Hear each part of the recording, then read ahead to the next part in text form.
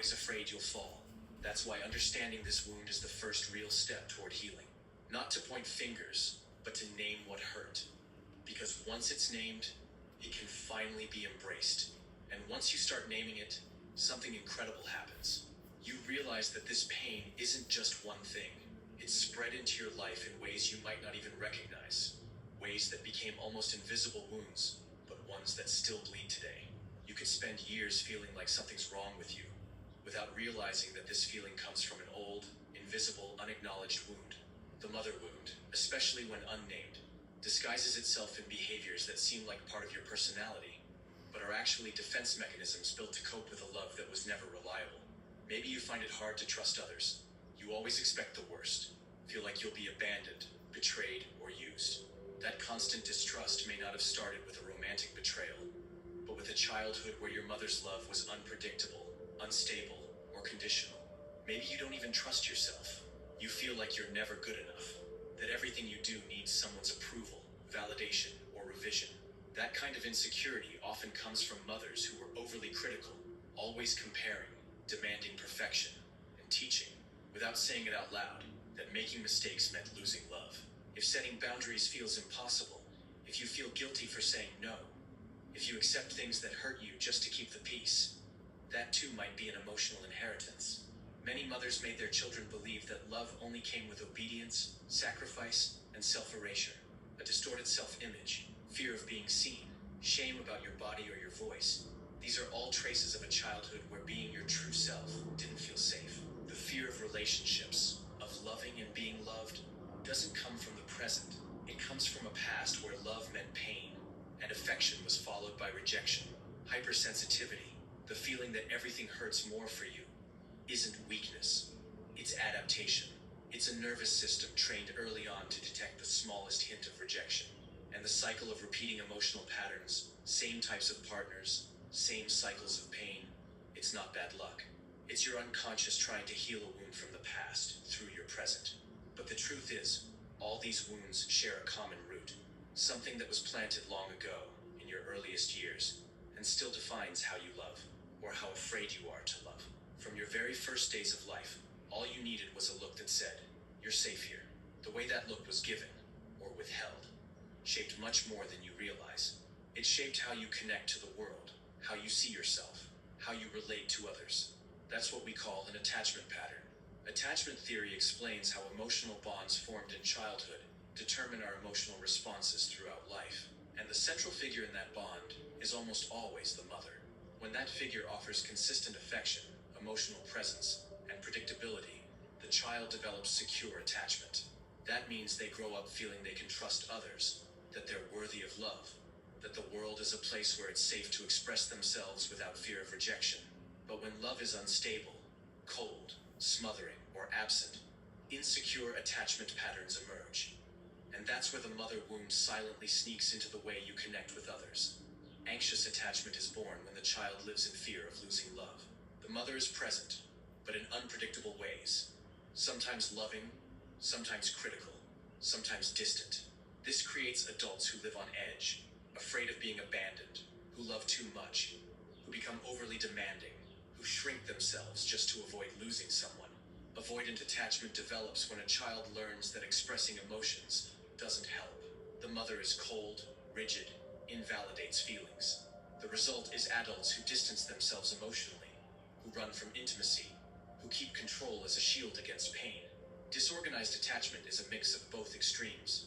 It appears when the mother is both a source of love and fear, like in cases of abuse or emotional violence. The child grows up confused, unsure whether to come close or pull away. This leads to chaotic relationships, self-sabotage, and a deep fear of oneself. What all these patterns have in common is the same root, the quality of the bond with the mother. The wound doesn't just come from what happened, but also from what didn't. The embrace that was missing, the silence that lasted too long, the words that never came. And the most important thing, these patterns are not a life sentence. They're a map. Recognizing your attachment pattern opens the door to understanding why certain relationships hurt so much, and why, despite the pain, you sometimes stay stuck in them. Because inside you, there's an image of your mother that goes far beyond the woman who raised you. There's a mother who lives in your head, who whispers in your ear, and who, many times, is far harsher than the real person ever was. When we think of our mothers, we usually picture the real woman, her face, her actions, her words. But inside us, there's something deeper, the psychic mother, the internal image formed through lived experience. It's with her that we often keep dialoguing throughout life. Carl Jung called this image the archetype of the Great Mother, a universal symbol present in the collective unconscious, representing both care and danger. The archetypal mother has two sides: the light side, tied to nurturing, comfort, unconditional love, and the dark side, tied to control, suffocation, guilt, and abandonment. The thing is, when the real mother wounds us, the inner image formed tends to be dominated by that dark side. You can grow up and leave her house, but still be trapped by this inner presence that judges you, demands from you, silences you. It's that voice in your head saying you're not enough, that you're wrong, that you have to please to be worthy. At that point, the wound no longer needs the mother to be present. It stays alive within you, like a silent emotional recording stuck on repeat. And that's why healing the mother wound doesn't depend on your actual mother changing. It depends on transforming your inner mother. This is one of the most liberating truths in depth psychology, because as long as you believe you need your mother's approval to be happy, you'll stay trapped. But when you realize that what really holds you back is the image you carry of her inside you, that's where healing begins. Transformation doesn't happen by trying to change who she was, but by rebuilding how you relate to that psychic presence. It's like renovating the emotional house you live in, swapping suffocating walls for breathing windows, replacing pressure with compassion, fear with strength, silence with listening. And this disconnection wasn't random. You didn't just wake up one day and decide to lose yourself. Little by little, you put on masks, hid pieces of yourself, silenced your voice, until you forgot what your own face looked like. From early on, you learned that you had to be someone else to be accepted. And so, over time, you built a persona, a social mask. It's the version of you that smiles when you want to cry, says "I'm fine" when you're falling apart, that tries to be what others expect, even when it hurts who you truly are. Jung called this mask the persona. It's not fake, but it is incomplete. It helps you survive in the world, but when you over-identify with it, you start to forget who you really are underneath. And very often, this persona was shaped by your relationship with your mother. You became the easy child, the daughter who doesn't cause trouble, the adult who constantly seeks validation without even realizing it. Meanwhile, everything that wasn't accepted, your anger, your sadness, your fear, your desires, got thrown into the shadow. The shadow is the basement of the unconscious. It's where you locked away the parts of yourself that were too judged to be seen. But what's repressed doesn't disappear. It comes back in the form of anxiety, guilt, self-sabotage. It returns in your relationships, your repeated patterns, your sudden emotional outbursts. At the center of it all is the mother complex, a set of unconscious emotions and memories centered around the image of the mother. When this complex is triggered, this is the quickest way to clear out stuck poop. I have to poop, but it feels stuck. Stop! Are you trying to kill us? What? Fiber helps you poop. No. Fiber bulks up stuck poop. It's like adding more cars to a traffic jam. I'll try laxatives then. Are you insane? Laxatives turn new poop into liquid diarrhea. But it doesn't get rid of the stuck poop. It's kind of back up and build it. Oh my god, I'm gonna be constant. you react with the same pain you felt as a child. You could be 30, 40, 50 years old. But in that moment, you feel like a lost child, trying to please, craving love, or battling a void that was never filled. These mechanisms pull you away from your true self, because you start living in reaction mode, shaping your life to avoid pain, to avoid rejection, to earn a love that may never come. But the love you're looking for out there can only be born when you reconnect with what was left behind. Recognizing your persona is the first step to taking off the mask. Facing your shadow is the path to reclaiming your strength. Understanding your mother complex helps you see when it's the past reacting, not you in the present. And it's not just about your relationships with others. It's about your relationship with love itself. Because the way you love today might actually be a repetition of what you learned from her. You might think you're the one choosing who you get involved with, but often, it's the image of your mother inside you that's choosing. Jung said we all carry a contrasexual archetype in the unconscious. In men, it's the anima, an inner representation of the feminine. In women, it's the animus, an inner masculine figure. And these images are largely shaped by how we related to the opposite sex parent in childhood. For men, that's their relationship with their mother. For women, it's their father. But in the case of the mother wound, this influence can be even stronger. Men who were emotionally hurt by their mother, or received unstable love, often develop a wounded anima. This anima shows up in relationships as an unconscious filter. They feel drawn to emotionally unavailable, difficult, or overly demanding women because they're unconsciously trying to resolve their pain with their mother through their partner. They search in romantic love for the acceptance they didn't get in childhood. Women, on the other hand, often develop a negative animus, an inner voice that's critical, authoritarian, perfectionistic. It's like they internalized a judging father, which was often shaped by their relationship with their mother. That's because the mother may have been the first to reinforce ideas like, you have to be strong, don't depend on anyone, be perfect. The wounded animus appears as extreme self-criticism, self-sabotage, and attraction to domineering or indifferent partners, repeating the cycle of not feeling valued. These archetypes aren't literal. They're symbolic forces in our psyche that deeply influence how we show up in love, how we give and receive affection. And until these internal images are healed, love will keep showing up with pain. But when you recognize that you've been loving from a place of wounding, you can begin to love from a place of awareness. A love that doesn't need to fix anything, just be present. One that doesn't repeat the past, it transforms it. But there's one wound that's even harder to recognize, because it doesn't come through harshness or abandonment. It comes wrapped in a beautiful package, with a ribbon of, I did everything for you, and poison inside. This is the wound of the narcissistic mother. Not every narcissistic mother yells, humiliates, or craves attention. Many are subtle, refined, well-liked socially. But at home, they create an emotionally suffocating environment, where the child doesn't exist as an individual, only as an extension of her. Love exists, but it's conditional. You only deserve it if you please her, meet expectations, and don't threaten her ego. It's a bond that looks like affection, but is really control. The narcissistic mother wants to be loved, admired, obeyed, and often envies her children's light. With daughters, she may compete, criticize their appearance, downplay their achievements. With sons, she may seduce emotionally, making them her symbolic partner, smothering their sense of self. Emotional manipulation is subtle. After all I've done for you, you disappoint me. Don't be selfish. Praise, when it comes, is short-lived and always comes with a catch. This dynamic creates children who live for their mother's approval, trying to avoid rejection at all costs. They learn from an early age that their existence has to be useful, that they have to earn love, that they can't mess up, shine too bright, or go against her. Jung said that when a mother possesses her child's ego, the self cannot fully emerge. The self, the true identity, has no room to grow, constantly being shaped by the mother's desires.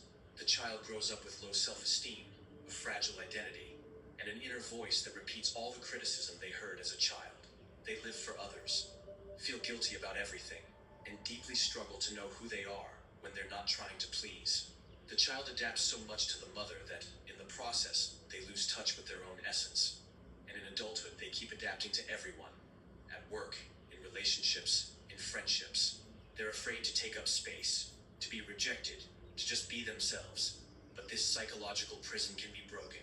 Once you recognize the pattern, it's time to stop waiting for your mother to change, to let go of the illusion that one day the love will come the right way, and start rebuilding from the inside out a healthy ego, a you that wasn't born to serve, but to exist. And this becomes even more urgent when you realize that, without meaning to, you're repeating with your own children the very pain you never managed to heal. It's time to break the cycle. If you're a parent, this shift isn't just about you. It's about ending a chain that may have lasted generations. Because healing isn't just your right, it's also your greatest act of love for those who come after you. Many women who carry the mother wound become mothers with a silent fear. The fear of repeating with their children what hurt them the most. And that fear, as painful as it is already a sign of awareness. Because those who repeat without guilt are still asleep. But those who fear repeating have already begun to awaken. The truth is, no mother comes out of her own childhood unscathed. And unfortunately, most carry unprocessed pain, unconscious expectations, inherited patterns. Some, without meaning to, project onto their children what they didn't live, what they lacked, what they once dreamed for themselves. Others lose themselves trying to be everything their mothers weren't, and in the process, lose themselves too. The good news is, the cycle can be broken, not through perfection, not with ready-made answers, but with presence. Being present with yourself is already an act of love that echoes into your children, because children don't need perfect mothers. They need awake ones. Mothers who know how to pause, look inward, notice when they're on autopilot, and choose differently. The cycle breaks when you start treating yourself with the love you never received. When you learn to forgive yourself for the mistakes made before awareness. When you understand that raising a child is also a way to recreate yourself. Being a mother, in this context, is a constant exercise in emotional responsibility. It means knowing that by holding your pain, you stop it from overflowing into the eyes of the next generation.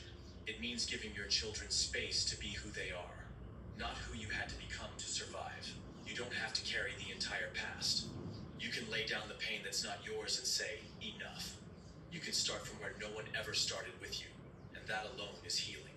Because one thing's for sure, you can't change what happened, but you can change the weight it still holds in your life, and that's not done through blame, nor by forgetting.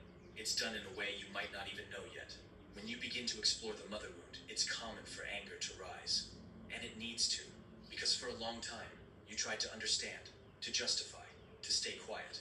But repressed anger turns into tension, into anxiety, into illness. Feeling anger toward your mother doesn't make you a bad person. It makes you someone who's beginning to recognize their own violated boundaries. But you have to be careful here. Healing isn't about placing all the blame on her. It's not about turning your mother into a villain and yourself into an eternal victim. Anger needs to be felt, but also processed, so you don't stay stuck in it, so it doesn't become just another form of emotional dependency. Jung spoke of the importance of taking responsibility for your own story, not to carry guilt, but to gain freedom. When you understand that your mother acted from her own wounds, that doesn't justify what you went through, but it gives you a choice. Repeat or transform. Healing begins when you stop waiting for the apology that may never come. When you release the expectation that she'll change, or finally see you, or give what she never gave, and choose to give it to yourself. One powerful exercise recommended by therapists, psychologists, and even family constellation work is writing a letter to your mother. You don't have to give it to her. The letter is for you. Write what you never had the chance to say. Write it all. But it's not supposed to be a polished, rational letter. It's raw. It's real. Pour out everything. The hurt, the anger, the grief, the guilt, the longing, the silence. What was missing? What broke you? Don't overthink it. Don't worry about the order. I'm living proof that it works. This exercise helped me deeply. When I started, I didn't even know what I was going to write.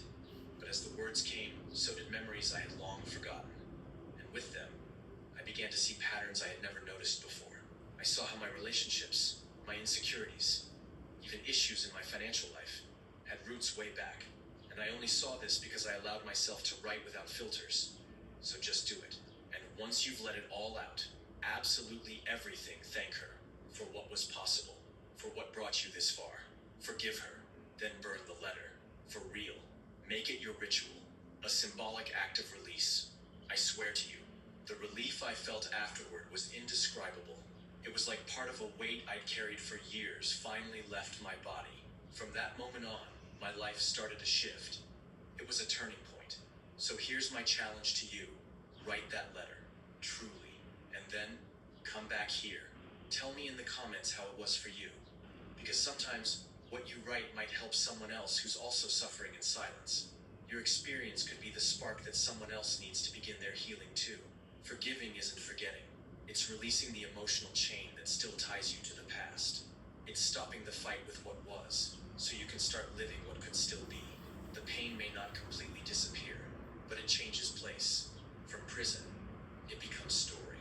And from there, you can write a new chapter. There are other practices that can help rebuild you from within. Therapeutic writing, for example, goes far beyond the letter to your mother. You can write to your younger self. Picture yourself now, at your current age, looking into the eyes of the child you once were. What did they need to hear? What was never said? What do they deserve to know? Say it all, and read it aloud. This begins to reprogram the inner image you carry. Another powerful tool is the empty chair technique. Sit facing a chair and imagine your mother sitting there. Speak to her. Say what you never could. Then respond as if you were her. Feel it. Cry. Shout.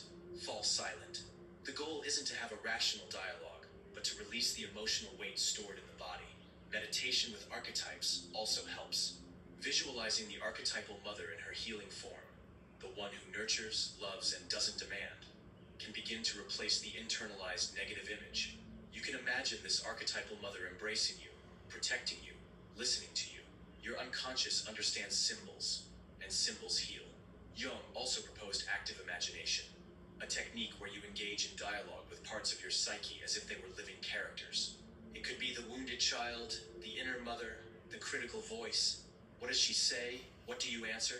This kind of internal encounter can be deeply transformative.